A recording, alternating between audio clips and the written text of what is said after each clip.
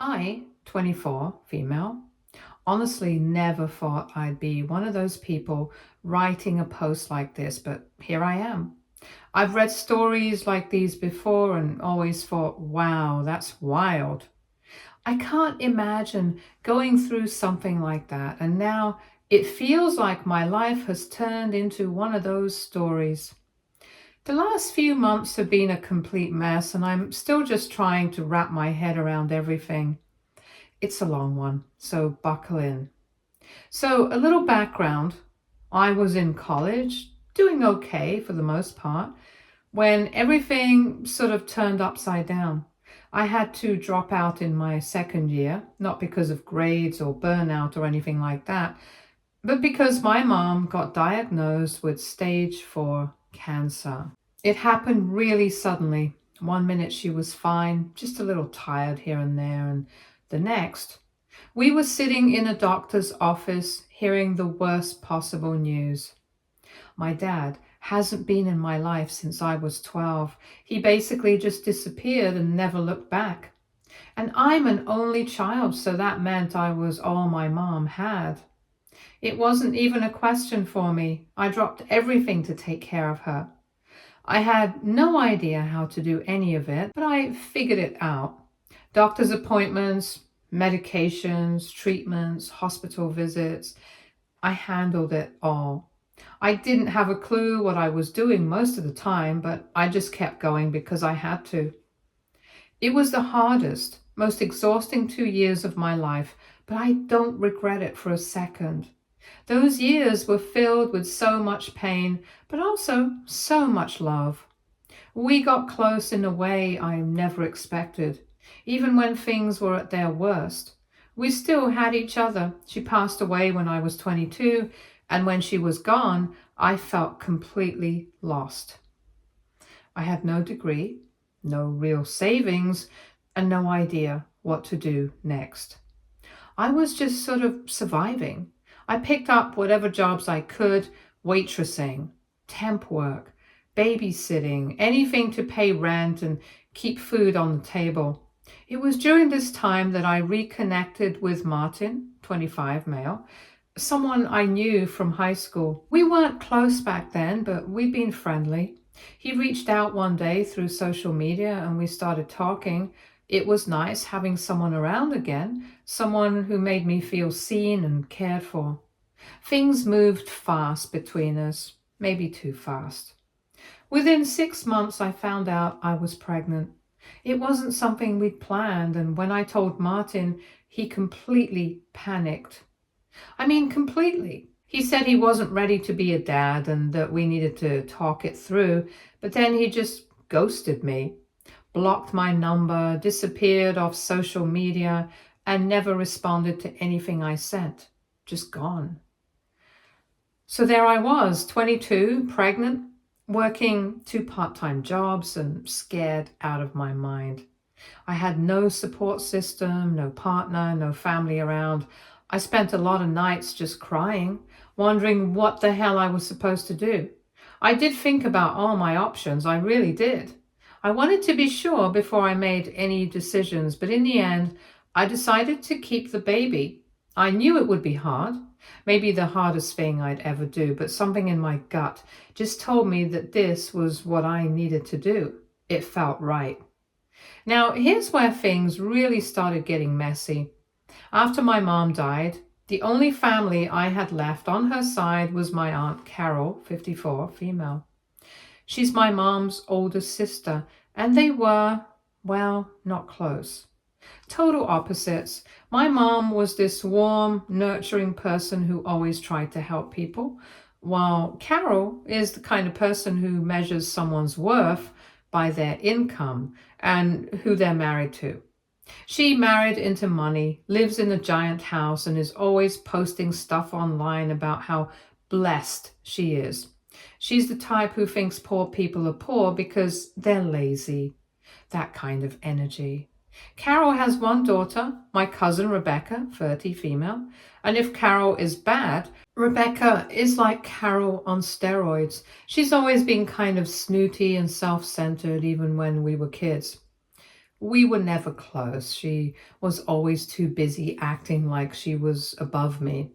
After my mom passed, Carol would check in every once in a while, but it always felt kind of forced. Like she was just doing it out of guilt or obligation. But when she found out I was pregnant and planning to keep the baby, suddenly she became very involved.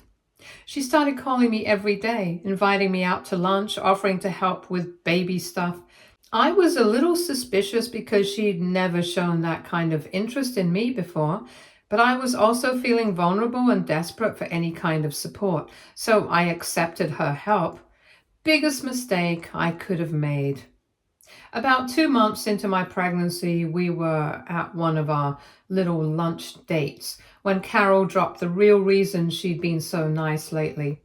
She started off by talking about how Rebecca and her husband David had been trying to have kids for years and recently found out that they couldn't. I felt bad for them, of course. I wouldn't wish that struggle on anyone. But then Carol just straight up suggested that I give my baby to them. Not like, hey, if you ever think about adoption, let us know. No, it was more like, here's the plan. She talked about it like it was already decided.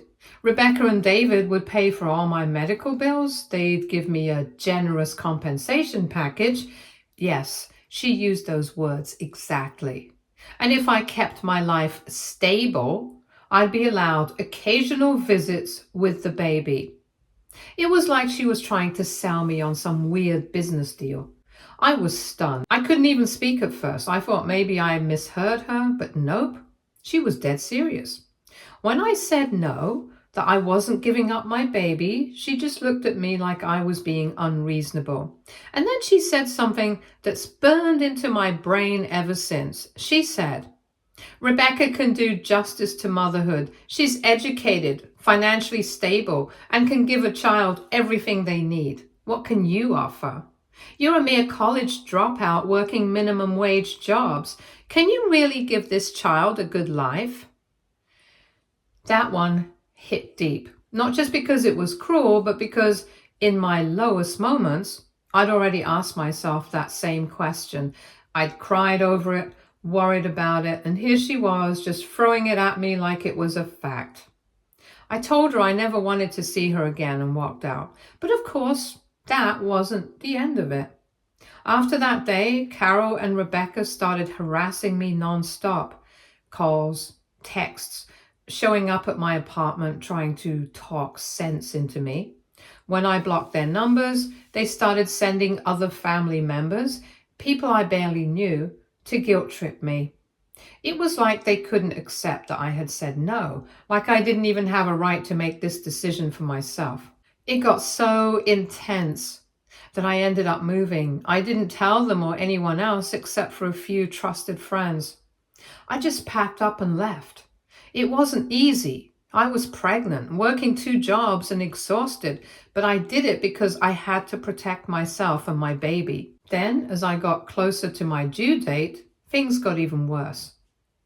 Somehow, Carol found out what hospital I was planning to deliver at.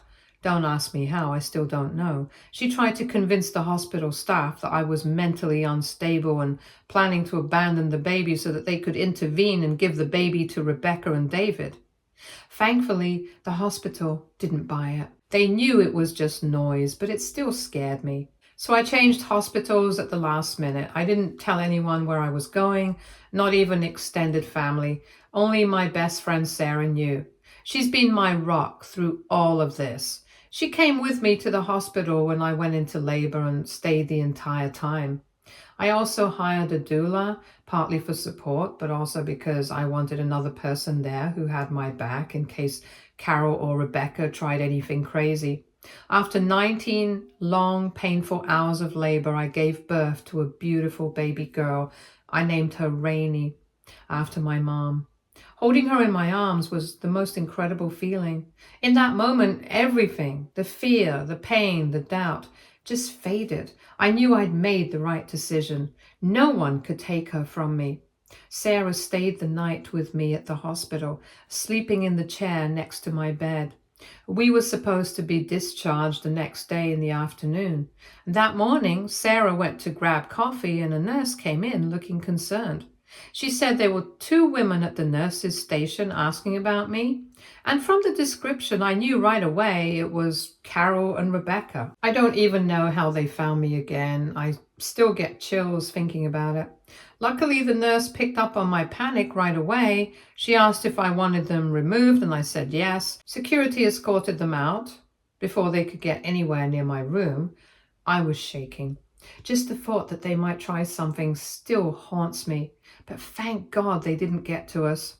What I didn't know back then, when I thought the worst of it was over, when I was finally home with Rainey and started to believe I could breathe again, was that Carol had a backup plan. Of course she did. Looking back now, I don't know why I ever thought she'd just give up quietly. That's not who she is. It happened the day after we got home from the hospital. I was still running on fumes, exhausted from labor, barely sleeping, and trying to adjust to this brand new, overwhelming role of being a mom. Rainey was so tiny, and I was constantly second guessing myself. Is she eating enough? Is her diaper too tight? Is it too cold in here? I was just trying to keep my head above water. Then there was a knock on the door. I remember freezing mid-diaper change. I wasn't expecting anyone. Sarah was at work and none of my trusted friends ever showed up without texting first. I cautiously opened the door and saw a woman standing there with a badge and a clipboard. She introduced herself as a CPS, Child Protective Services worker, and said she was there in response to a report. At first, I was confused, like, what report? Then she started reading from her notes. Someone had filed an anonymous report claiming that I was abusing drugs and alcohol while caring for a newborn. They said my apartment was unsafe and unsanitary. And the worst part, they claimed I had expressed intentions to harm myself and my baby. I don't even have the words to explain how I felt hearing that. I was stunned, like the floor dropped out from under me. It was all lies. Every single word. I haven't touched alcohol or any kind of drug since I found out I was pregnant. I mean, I barely drank before then either. Maybe a glass of wine here and there when I could afford it.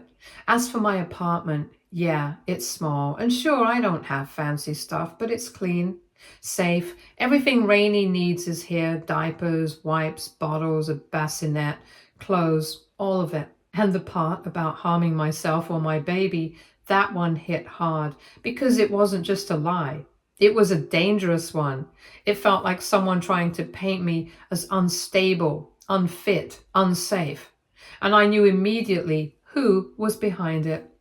But before I could even say anything, the CPS worker started asking me questions. She was calm and professional, but I could tell she'd heard reports like this before.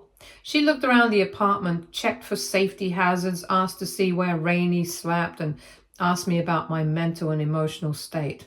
I was honest.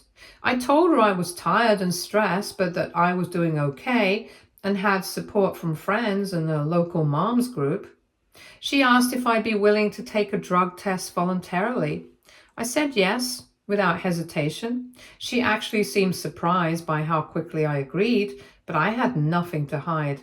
I would have taken 10 drug tests right then and there if that's what it took to clear my name. By the end of her visit, she seemed satisfied. She told me everything looked fine and I appeared to be taking great care of Rainey and that it seemed like this was a false report. She even said it happens more often than people think, especially in family disputes or custody fights. She told me the case would likely be closed with no further action, but before leaving, she asked if I had any idea who might have made the report. That's when I told her everything. I explained the whole situation, how my Aunt Carol and cousin Rebecca had been pressuring me to give my baby up to them since early in my pregnancy.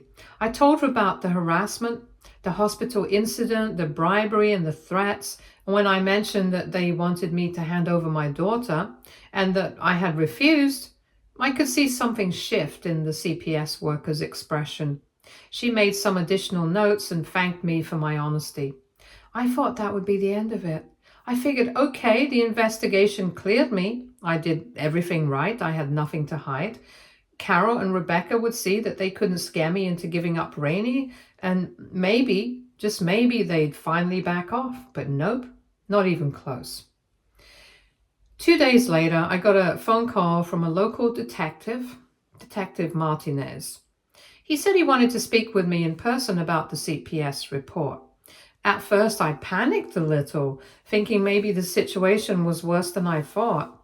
But when we met, he told me something that honestly surprised me.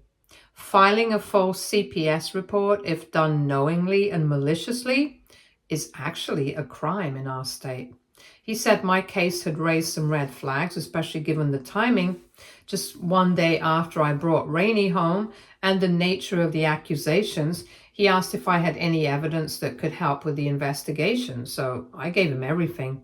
I showed him the texts from Carol and Rebecca, the voicemails where they begged and threatened, the messages from random family members they sent to harass me. I even gave him statements from Sarah and 2 other friends who'd witnessed Carol's behavior firsthand. Detective Martinez took everything seriously. He said it would take time to investigate, but encouraged me to take steps to protect myself in the meantime. That's when I decided to file for a restraining order. I had no idea how to even begin, but Sarah jumped in and helped me through it. She also connected me with a local mother support group I joined during pregnancy, and they came through in a huge way. They helped me find a lawyer, a kind, affordable one who understood the situation and didn't treat me like some poor, dumb girl in over her head.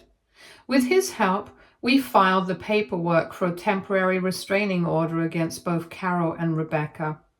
The hearing was just yesterday. I showed up exhausted, nerves fried, barely sleeping at night because Rainey still wakes up every 2 to 3 hours. I wore clothes that didn't have spit on them and did my best to look like I had my life together. When I walked into the courtroom and saw Carol and Rebecca sitting there with their high-powered, smug-looking attorney, I felt like I was about to throw up. They looked so confident, so sure of themselves, like this would be over in 5 minutes. But they were wrong. My lawyer was incredible. He presented everything, every message, every voicemail, every piece of proof. The judge listened carefully, and when it was over, he granted the temporary restraining order on the spot. Carol and Rebecca didn't say a word. I didn't even look at them. I just held Rainey in her car seat beside me and kept my eyes forward. We have a follow-up hearing next month to try and make it permanent. After the hearing, I felt so many things all at once. Relief, exhaustion, sadness, anger. I should be at home resting and bonding with my daughter. I should be figuring out breastfeeding and reading baby books and getting emotional over tiny socks. Instead, I'm fighting in courtrooms and worrying about what twisted thing Carol might try next. And now I'm sitting here typing this with Rainey asleep on my chest, wondering, am I overreacting? Should I have just let Carol and Rebecca visit at the hospital and avoided all this drama? Is it wrong to involve the police and the courts when it's family? I keep going back and forth. On one hand, I feel guilty. Carol is technically my aunt. Rebecca is technically my cousin. Part of me still wants to believe they're just grieving in their own messed up way, that maybe they really think they're trying to help, but then I remember they tried to take my child away from me. One day after I gave birth, and not by talking, not by offering help, but by trying to paint me as an unfit mother. That's not love, that's control, that's manipulation. So no, I don't think I'm overreacting. I think I'm protecting my baby. Still, I could really use advice on how to move forward. I'm paranoid all the time now. I double check the locks. I avoid posting anything about Rainey online. I screen every call from a number I don't recognize. I hate feeling like this, like I'm waiting for the next attack, but I also don't want to be blindsided again. If anyone out there has been through something similar or just has tips on how to keep my daughter and myself safe, legally, emotionally, physically, I'd really appreciate it. Because I'm not giving Rainey up, ever. But I need help making sure no one can try and take her again. Update 1. First, I want to thank everyone for the overwhelming support on my original post. Reading your comments and advice has been incredibly helpful during this difficult time. A lot has happened in the past few days. Detective Martinez called to inform me that they found evidence confirming that Carol was indeed the one who made the false CPS report. Apparently, she used her own phone to make the call and wasn't very careful about hiding her identity. The detective said they were presenting the case to the district attorney, who will decide whether to press charges. In our state, filing a false CPS report with malicious intent is a misdemeanor that can result in up to 6 months in jail and a substantial fine. I'm not sure how I feel about the possibility of my aunt going to jail. On one hand, what she did was incredibly harmful and could have resulted in my newborn being taken from me. On the other hand, the idea of being responsible for sending a family member to jail, even one as awful as Carol, makes me uncomfortable. My lawyer advised me that the criminal case is separate from the restraining order and that I should proceed with the latter regardless of what happens with the former. She also helped me draft a cease and desist letter to be sent to other family members who have been contacting me on Carol and Rebecca's behalf. In more positive news, Sarah has temporarily moved in with Rainey and me to help out. Having her here has been a godsend. She watches Rainey when I need to shower or nap, helps with cooking and cleaning, and provides much needed emotional support. I don't know what I'd do without her. The Mothers Support Group has also continued to be amazing. One of the members works in HR for a large company and has offered to help me update my resume and look for job opportunities with better pay and benefits than my previous positions. Another member runs a daycare and has offered Rainey a spot at a reduced rate once I return to work. As for Rainey, she's doing wonderfully. She's gaining weight, right on schedule, and has the strongest lungs when she cries, usually at 3 a.m., of course. Despite all the chaos, I fall more in love with her every day. Those quiet moments in the middle of the night when it's just the two of us, her eating and me watching her little face, make all of this worth it. I still haven't heard directly from Carol or Rebecca since the restraining order was granted, so hopefully they're taking it seriously. I'm trying to focus on Rainey and healing from childbirth rather than obsessing over what they might do next. Thank you again for all your support. I'll update again if anything significant happens. Update 2. Things have taken a dramatic turn in the past few days, and I'm still processing everything that's happened. Yesterday morning, I received a call from a number I didn't recognize. I was hesitant to answer, given everything that's been going on, but I'm glad I did. It was David, Rebecca's husband. He was calling to apologize for his wife and mother-in-law's behavior and let me know he had no part in their schemes. According to David, him and Rebecca had indeed been trying to conceive for years and were devastated when they learned Rebecca couldn't have biological children. They had discussed adoption as an option, but Rebecca was resistant to the idea of raising someone else's child. Her words, not mine. When Carol found out I was pregnant, she presented Rebecca with the perfect solution. A baby from the family with similar genetics that they could pretend was biologically theirs. David claims he shut down the idea immediately, saying that pressuring a family member to give up their baby was morally wrong and potentially illegal. He thought that was the end of it, but apparently Carol and Rebecca continued with their plan behind his back. He only discovered what they'd been doing when the police showed up at their house to question Rebecca about the false CPS report. He was horrified and confronted Rebecca, which led to a massive fight where she finally admitted everything. David told me he's filed for divorce and moved out of their house. He wanted me to know that he never would have supported such a scheme and that he's cooperating fully with the police investigation. I was stunned by his call. Part of me is skeptical. Could this be another manipulation tactic? But he seemed genuinely remorseful and disgusted by his wife's actions. He also provided details that matched what the detective had told me about their investigation, so I'm inclined to believe him.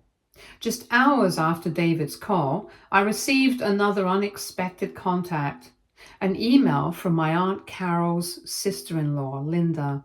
Linda said that Carol has been having a breakdown since the police visit. Apparently, Carol confessed everything to her husband, Linda's brother, who was completely unaware of what she'd been doing. He's furious and has told Carol that she needs to face the consequences of her actions. According to Linda, Carol's husband is insisting she get psychiatric help and has told her that he won't spend a single penny on legal fees if she's charged with filing the false report. Linda wanted me to know that the rest of the family doesn't support Carol's actions and that they're all horrified by what she did.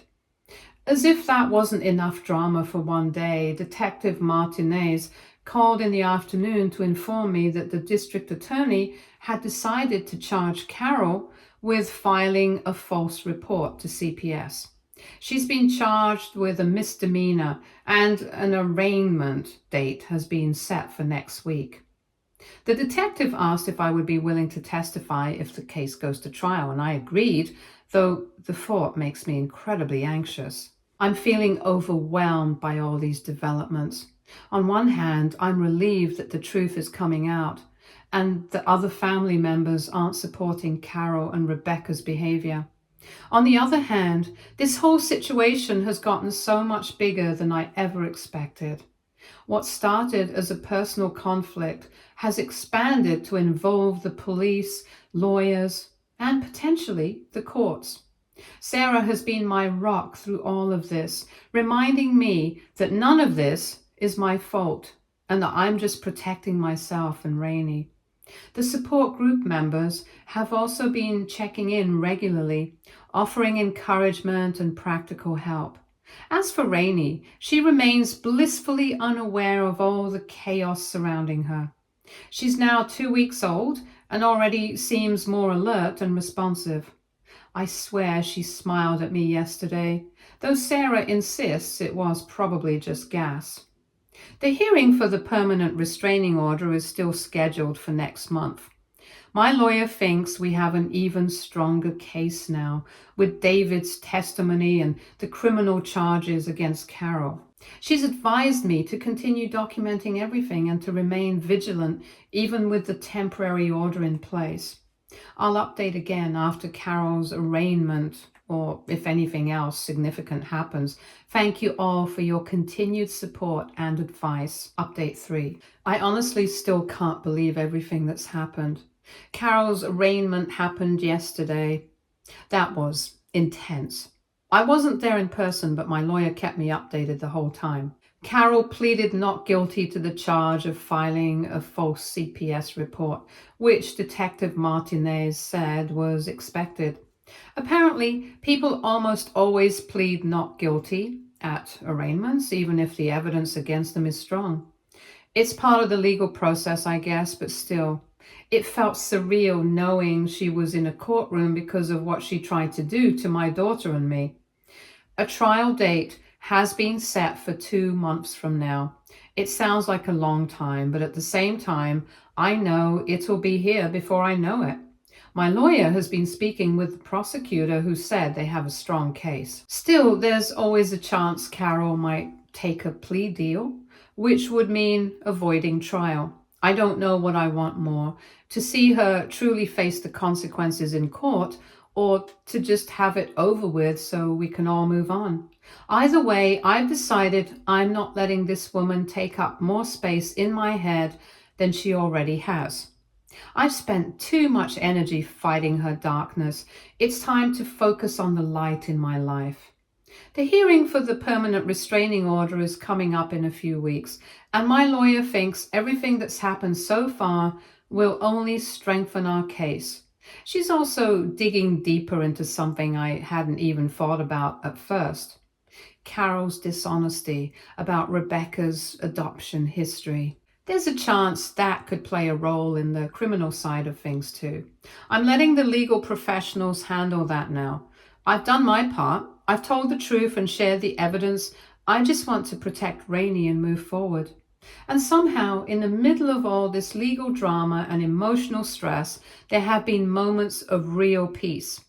Tiny pockets of joy. Rainey is doing so well. She's gaining weight, her cheeks are getting chubby, and she's starting to become more alert. Her little eyes follow me around the room now, and she's beginning to coo and make baby noises. Every time she smiles in her sleep or grips my finger with those tiny hands, it makes everything else fade away. For a second, it's just her and me, and the rest of the world doesn't matter. Sarah has been my rock through all of this. She's helped in ways I'll never be able to repay. From grocery runs to holding Rainey so I can shower, to just sitting with me when I break down crying from the exhaustion and stress. She's been there. I don't know how I would have made it through without her.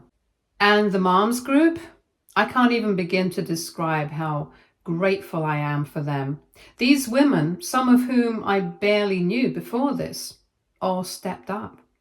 They brought home cooked meals, dropped off diapers and baby wipes, even gave me hand-me-down baby clothes and strollers. But more than the material stuff, they've given me emotional strength. They've reminded me that I'm not alone, that I'm doing okay, and it's normal to feel scared and overwhelmed, but that I'm doing the most important thing right. I'm showing up for my daughter every single day. On top of all that, I got some unexpected good news on the job front. One of the moms in the group had a connection at a local company that was hiring for an administrative assistant role. It's not flashy or fancy, but it's decent pay. It has benefits, and most importantly, the hours are flexible enough to work around childcare. I interviewed, they liked me, and I got the offer. I'll be starting after my maternity leave ends. It's a huge weight off my shoulders knowing I'll have a stable income and a job where I can still be there for Rainey when she needs me most. As for Carol and Rebecca, honestly, I don't know what their future holds, legally or personally. I've stopped trying to guess what they'll do next. If they reach out again, I have the restraining order to protect us. If they face consequences for what they did, good. But I've also accepted that I might never get an apology or closure from them. And that's okay. Closure isn't something they can give me anyway. I found it in other places. In Rainey's peaceful breathing as she naps. In Sarah's friendship. In the strength I didn't know I had. This whole thing has been traumatic. It's drained me in ways I didn't know were possible. I've cried more in the past 2 weeks than I probably have in my entire adult life. But weirdly, I've also never felt more grounded in who I am. I dropped out of college to care for my dying mom. I lost her, grieved her, and then found out I was pregnant and totally alone. I could have crumbled, but I didn't. I built a new life, piece by piece, day by day. And now I'm a mom, a real one, not a perfect one, not one with money or fancy degrees, but a mom who loves her child so fiercely that she's willing to fight through anything for her. A mom who wakes up at 3 a.m. to feed a baby and still smiles through the exhaustion. A mom who knows that being successful isn't about titles or bank accounts. It's about love, patience, sacrifice, and showing up over and over again. Carol was wrong. All the money in the world doesn't make someone a good parent. What matters is the willingness to put your child first, and I've done that every step of the way. This will probably be my last update unless something huge happens in the trial or restraining order. But I just want to say thank you, truly, to everyone who offered advice, encouragement, or even just kind words. Your support has meant more to me than you know. You made me feel seen during some of my darkest moments, and I'll never forget that. Rainey and I are okay. We're better than okay. We're safe. We're healing. We're moving forward. And whatever comes next, we'll face it together. We're going to be just fine. Stay tuned for more stories from our girl relationships.